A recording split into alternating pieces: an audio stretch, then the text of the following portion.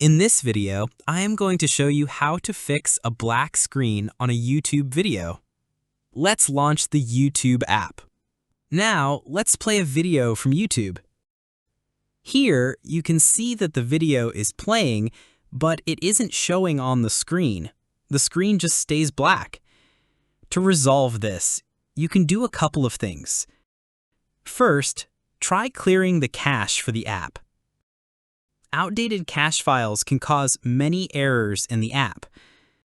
To clear the YouTube app cache, long press on the app. In the pop-up, click on the I button. In the bottom right corner, click on Clear Data. In the pop-up, click on Clear Cache. In the pop-up, click OK. Try watching YouTube again.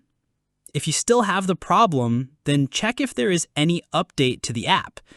To check, launch the Play Store or App Store on your device. Go to the search section and search for YouTube. Click on YouTube.